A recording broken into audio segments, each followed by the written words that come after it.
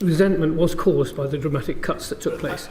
I'd say a couple of things. First of all, we do have very good and long-standing relationships with a lot of African countries that we've helped over many years. Second point is, as you said, the funding has recovered quite a lot over the last year, and actually in the UNCTAD World Investment Report 2023 named the UK as the largest investor in African countries, supporting more than 2.4 billion in direct investment in the continent. And if you take, the picture last year to this year, Somalia an increase from 90 to 130, Ethiopia 89 to over 200, Nigeria 72 to 120. Britain is back in Africa helping with these key partners and key issues. Half the level it was 5 years ago. Okay, I'm not denying that. As I said very openly on the floor of the House of Lords, 0.7 came down to 0.5, which was not my policy, but I've come in and I'm working with the government to improve matters. And at the same time, we had this big influx of refugees, and it's perfectly right within the rules to spend ODA on that. It's a big fiscal shock to the country when something like that happens.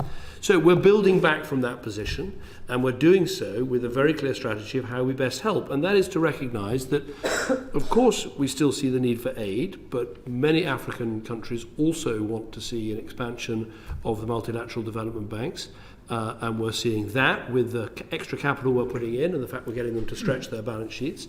Many African countries want to actually see, equity invested. They want risk capital going into businesses. And BII, I would argue, British International Investment, formerly Commonwealth Development Corporation, is best in class, is doing a fantastic job, again, is expanding and focusing on state fragility.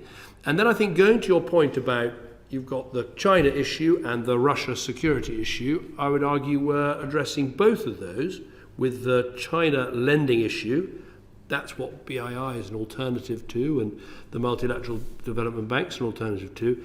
And on the Russia security issue, I think it's a very important thing for people involved in development like yourself to recognise. Sometimes we've said, when it comes to our own country, security is the number one priority, the most important thing you can have. You don't have anything without national security. And then when we try and help countries in Africa, there are all sorts of other agendas, all vitally important, from education and water and food and medicine and all the rest of it. But actually, perhaps we've underinvested in helping countries with their own security. We need to think as we help other countries in the way we would want to be helped ourselves. So I think those agendas can all help.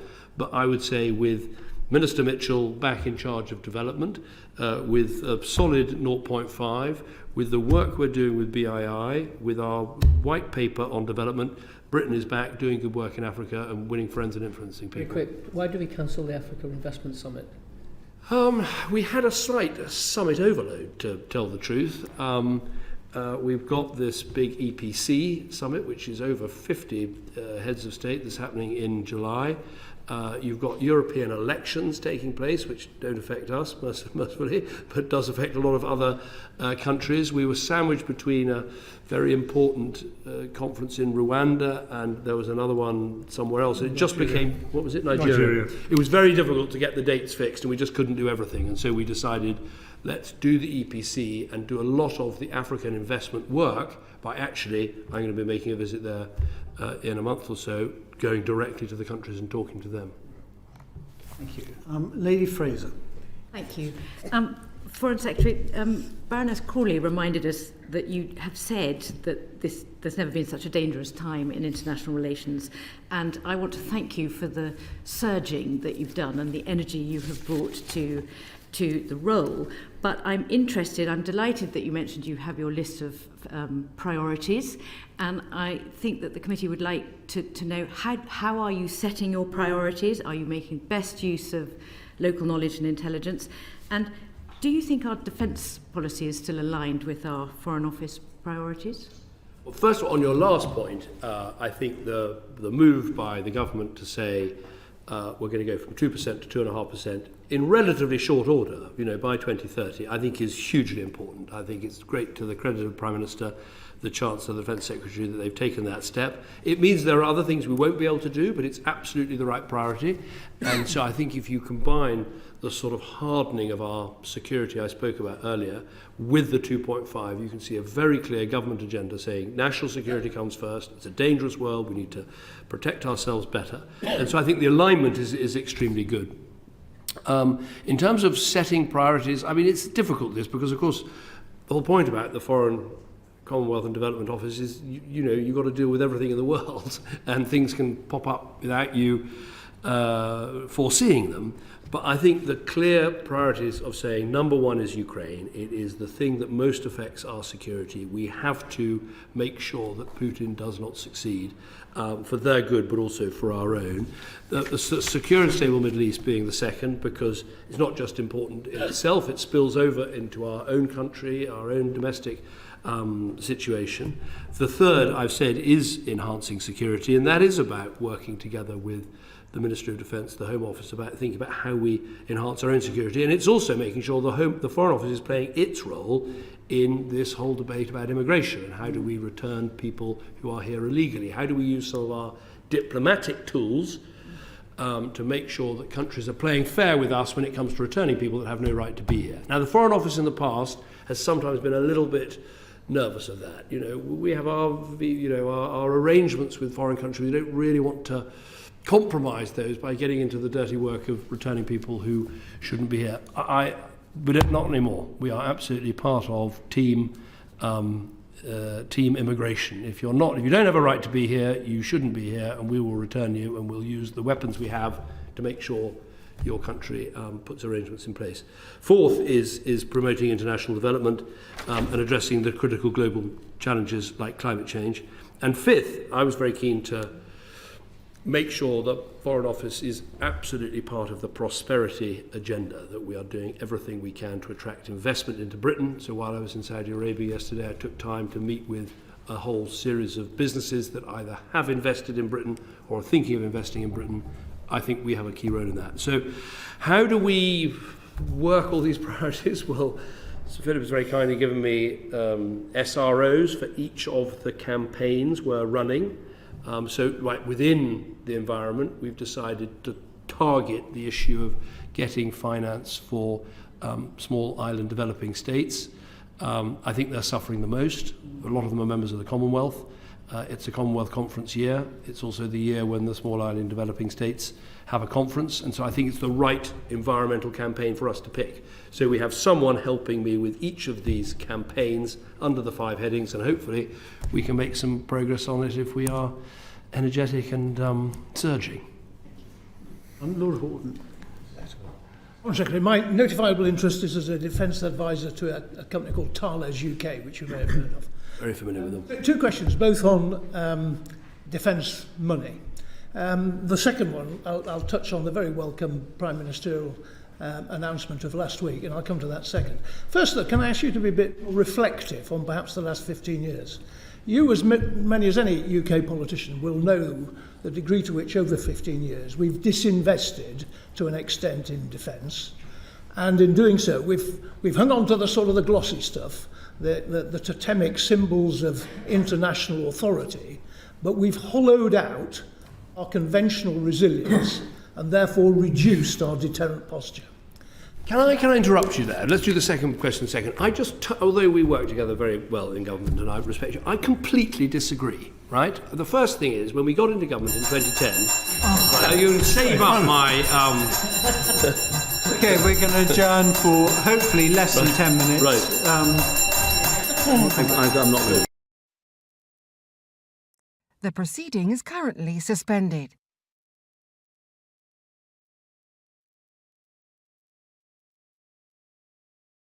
The proceeding is currently suspended.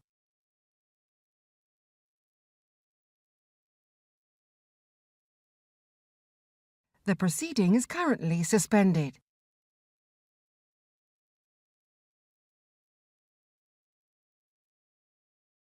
The proceeding is currently suspended.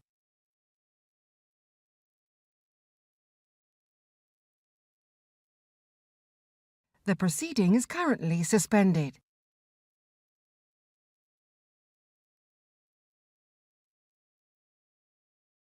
The proceeding is currently suspended.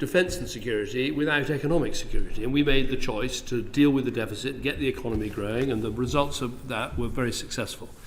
And as part of that, we did make some difficult choices, very painful choices, to scrap Nimrod after all the years and the money and everything else, to have, several years of an aircraft carrier gap. We made choices. I can't tell you the agony for me of saying that the Sea Harriers had to go when I think of the amazing things they did in the Falklands. We made choices. The result of those choices, and the result of then a well-funded defence budget, always over 2% of GDP, means that during those 14 years, I won't give you the full list, although I might, we have, therefore commissioned 2 aircraft carriers, the Type 23s, the Type 24s, the hunter-killer submarines. Think of the air transport. We've, the A400M, the new Chinook helicopters, the C-17s. Think about, not always the most successful procurements, but the mobility for and fighting ability for the army. Across all the services, a massive renewal programme because we sorted out the economy, we made difficult choices, and then we invested. I mean, look in the yes. Perhaps if I now you can come in. Yes, the question is that I recognise all those difficult choices, and I was part of them. What I'm asking you is, on reflection, though, to accept the fact that the diminution of warfighting resilience and therefore conventional deterrence is at least a part of the reason that Russia invaded firstly Crimea and then Ukraine. It was a failure of conventional deterrence in Europe. No, because Putin invaded Ukraine in 2014 because he thought he could get away with it, because everyone was distracted by what had happened in Kyiv. And because Ukraine wasn't a member of NATO, it wouldn't matter how many weapons the rest of Europe had. That wasn't going to deter Putin. If Ukraine had been made a member of NATO, which I supported in 2008 when I was leader of the opposition, different story. So I don't accept that you can make all sorts of arguments why we should have spent more on defence, but the argument that had we spent more on defence, Putin wouldn't have played around in Ukraine in 2014 and invaded in 2022, not the case. I'm surprised that you put such a low price on conventional deterrence when one of the main arguments... I put a huge price on conventional deterrence. ...that is now declared is going to go on building back the resilience and conventional deterrence capability of NATO. I'm a massive move on to the... No, believe me, I'm a huge fan of conventional deterrence. I absolutely believe it to my marrow. But the way deterrence needs to work is you have to have both the deterrence and the alliance to deliver it. And that's what NATO and our commitment to NATO is all about. The tragedy for Ukraine is it wasn't in NATO. And I think Putin did what he did because in 2008, when he did effectively the same to Georgia, the Western response was so weak. And it was so weak, not in terms necessarily of military action. I don't think that would have been appropriate, but there were no consequences for Putin of his invasion. Moving on to the second question, the most welcome uplift of however mathematically it was derived, and there is some, dare I say, some economic commentary to suggest it's a little bit of a managed figure, but I will accept 75 billion over the next 6 years. But there will be some somewhat cynical observers will say that it is a touch late on parade. Firstly, it's late on parade because, as everybody recognises, this is an absolutely critical year for Ukraine, during which actually what we are in the process of giving might not make it in time, but also in truth, only the 500 million package for Ukraine is the only thing that is the uplift to the defence budget over the next 12 months. So in truth, in the context of a 75 billion package, there is only 1/150th of it that is likely to be spent in the residual time frame of this government. Isn't that a little slow? Well, first of all, I'm not putting a time frame on this government. Let's get that one absolutely clear before we start. Second of all, what the Prime Minister has said is that we are going to be spending 3 billion in Ukraine, right? If you add up the 500 and the 2.5, 3 billion this year, next year, and for as many years as is necessary. You shake your head, but I don't think everyone has noticed that, and it's very important they do. That is a multi-year commitment, and I would argue that actually that's the most important thing we can do. I'm coming back to your argument about conventional deterrence. 500 million this year, next year starts in 2025. Yes, but so what he's announced is going from 2% to 2.5%, which I think is hugely welcome. And I'm amazed, given all the speeches you've given about it, you're not jumping up and down with excitement at 2.5%. This is a government that's actually delivering a really important pledge, which I think the opposition will have to match. And when it does, it'll be a vitally important moment. But when you're spending, 60, 70 billion pounds on defence, and you've got a crisis in Ukraine, one of the most important things you can do is think, what have I got in my locker that I can give to the Ukrainians to help them in the fight? And if anything, I would argue the other way to you and say we should try and do even more of thinking, what have we got in our locker that we can give them, because that's where the fight is. Yeah. It's sad it's too late for conventional... I'm with that. You can see the sort of discussions we had within government. They were always very robust, and I think it's important. Nick, I respect very much your views, but I do think this is a big goes step. Completely off, Raz. I know you've got to get on at some stage, and I'm going to move on, if that's all right, because we've been interrupted quite a lot. So can I ask Lady Crawley to ask very briefly her question? Oh, thank you very much. Belarus. Recently, according to Reuters, they've changed their position as far as security is concerned, and the government there have said that they would allow Russia to deploy dozens of tactical nuclear weapons on Belarusian territory. Should we dismiss this as propaganda, or should we be paying attention? I also wanted to talk about, as you know, the fact that several of us in the House are godparents to Belarusian young political prisoners, and what effect do you think your sanctions, government sanctions, have had on the regime? Is it hurting them? We have a number of questions. I'll be as brief as I can. I mean, first of all, we're aware of the comments made by President Putin saying that Russia's deployed tactical weapons to Belarus. We, at the Vilnius summit, said that we condemn this announcement and encourage the entire international community to do the same. Obviously, we monitor the situation very closely, and it just underlines the importance of not just the conventional deterrence we have, but of the nuclear deterrence that we have. In terms of Belarus more broadly, we work hard to work with the opposition, and I met with Mrs. Tikhanovskaya at the G7 Foreign Ministers meeting, and to do what we can to sanction members of the regime for their behaviour, and as I say, to try and work with the Belarusian opposition to chart a brighter future for the country. Lady Cousins. Thank you. I just want to come back very quickly on your answer about whether there should be a BBC Albanian service, because you said that there were a number of other countries that might have a stronger case, but the thing is, it's not about Albania, it's about Kosovo, where most people speak Albanian. So we're not talking about Albania, we're talking about Albanian. I completely get it. The other answer you come up with another question. The other answer I wanted to give was to say, don't think the only thing the Foreign Office does when it comes to countering Russian narratives and encouraging free media is back the BBC World Service. We do a lot. We've got a very big department now that is working with the Kosovans and with the Albanians and others on how do you counter the Russian narrative, how do you take down the bots, how do you stop a lie before it's halfway across the world, and also what do you do to help train journalists and stand up for free media. Just to give you one example, when you had the Crocus Hall attack the other day, and the Russians tried, it was obviously a IS attack, and the Russians tried to blame Ukraine, and actually quite a lot of stuff appeared on the internet trying to blame the UK. There were lots of internet bots with a sort of hand with a Union Jack round it, pushing the terrorists towards the Crocus Hall. And that was, brilliantly analysed by all our Stratcoms teams. But the real challenge is, how do you stop that from happening even before it does? How do you take down these, many of them are fake accounts, just peddling this stuff? And I think so spending money on that is also part of what we do to encourage free media.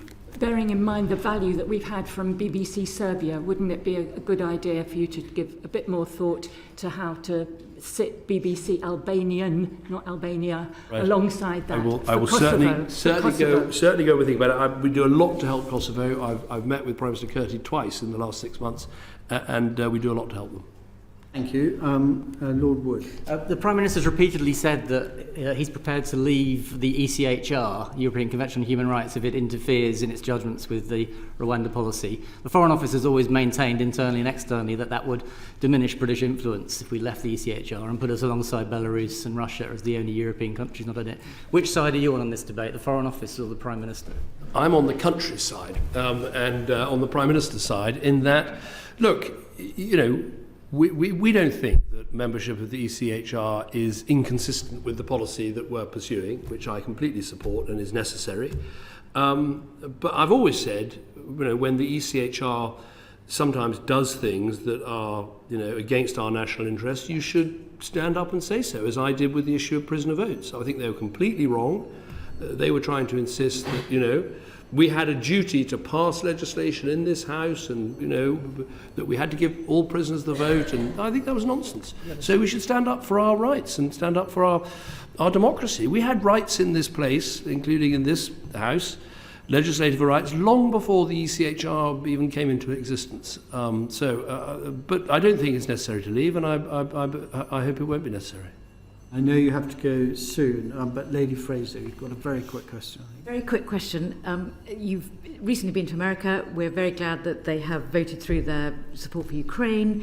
Are you able to give us some top-line thoughts on what you think our relationship, what is our relationship with America, and what are the implications for the UK as we look forward over the next year or so? I think the great thing about the special relationship is it is anchored in quite deep partnership across lots of the military, intelligence, diplomacy, national security, and so we've often had presidents with different views and prime ministers and presidents of different political persuasions, but the relationship has always been strong, and that's because it's based on fundamental values of seeing the world in the same way and believing in freedom and democracy and the rule of law. And so we've been a very reliable partner to them, and they've been a very reliable partner to us, and I think that will continue. Obviously, the Ukraine situation was worrying because the money wasn't being voted through, and the Republican Party was split, and there were quite a lot of people arguing we must prioritise the southern border and all the rest of it. And so trying to make the argument, you don't have to either or, you can have border security and national security. In fact, it's vital you have both. And I'm glad that argument won the day. So I'm very confident going forward, as long as we keep investing in our defence assets and our intelligence assets and our diplomacy, that we'll be a very good partner to the United States. And there's no doubt in my view that we amplify our strength and role in the world by having those strong alliances. Do you think we can continue to rely, though, on the American military might in Europe? I think we can, because ultimately history shows so clearly that American disengagement in Europe ends in a bad way, and often ends in America having to come back in and pay a higher price in blood and treasure than they would have done if they'd never left. So I think the historical arguments are on our side, but I think we have a part to play in that, in saying we recognise that we must pay more for our defence. And that's why I, in 2014, at the Cardiff NATO summit, said, come on, we've all got to do 2%. And then I think there were only 3 countries that did, and we're now at sort of almost 20 out of 32. And with this new announcement of 2.5%, I think Britain can be, of course there are countries that spend more than 2.5%, but amongst the big countries spending 2.5% in Europe, I think it gives us a great leadership role to combine that military decision with the diplomacy of saying, come on, let's more countries do more, and that would encourage the United States to see that we are playing our part. Foreign Secretary, I know you've got to go. Thank you very much for coming. We really appreciate it, and Sir Philip. And not that you had to do much, but we're very grateful, and I'm sorry we couldn't ask you more things. Sorry about the votes. I hope we've added a bit of time back in, but thank you. Exactly. But thank you, and we'd like you to come back again soon. Thank you very much. The proceeding has ended.